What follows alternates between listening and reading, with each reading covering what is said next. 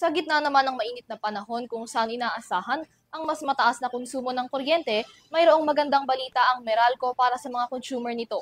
Ngayong buwan ng Mayo, magbababa ng singil sa kuryente ang Meralco na katumbas ng 150 pesos na bawat singil sa kada 200 kilowatt-hour na konsumo ng kuryente. Nagbabalik si Catherine Landicho para sa detalye. Inanunsyo ng Manila Electric Company o Meralco na magkakaroon ng bawas sa singil sa kuryente ngayong buwan ng Mayo. Ayon sa Meralco, 75 centavos kada kilowatt per hour ang maaaring bawas singil sa kuryente na kanilang ipatutupad. Inanunsyo ng Manila Electric Company o Meralco na may bawas singil sa kuryente ngayong buwan ng Mayo. Ayon sa kumpanya, 75 centavos ang ibinawas kada kilowatt per hour. Ang epekto nito sa pagkonsumo ng kuryente ay kabawasan sa singil na 150 pesos sa mga kumukonsumo ng 200 kilowatt per hour na kuryente at 375 pesos naman para sa mga kumukonsumo ng 500 kilowatt per hour kada buwan. Paliwanag ng Meralco na pinatupad ang bawas singil sa kuryente ay bunsod ng mababang transmission charge, gayon din ang generation charge. Medyo may kalakihan po yung pagbaba.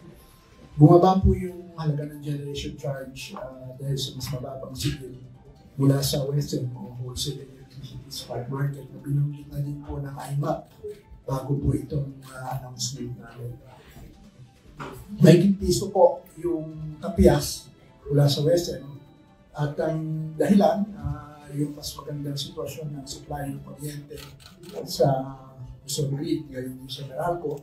Habang ang pagbaba ng singil ay makakatulong din umano sa mga kabahayan sa gitna ng tumataas na presyo ng mga bilihin.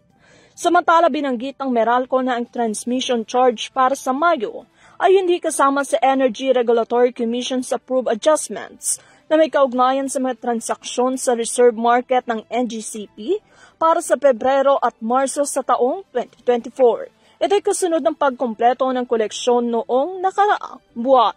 Sinabi pa ng power distributor ng iba pang mga singil kabilang dyan ng mga buwis ay nagparehistro nitong pagbaba ng 14 centavos kada kilowatt per hour.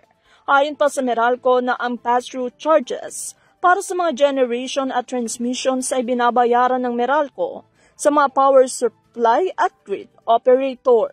Ayon pa sa pagkakabanggit, habang ang mga buwis, universal tax at feed-in tariff allowance ay lahat ay ipinapadala sa gobyerno.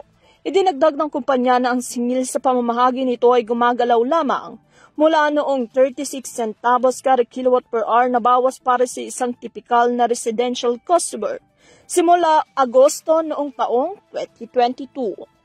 Para sa EuroTV News, Catherine Landicho, sumasaludo sa bawat Pilipino.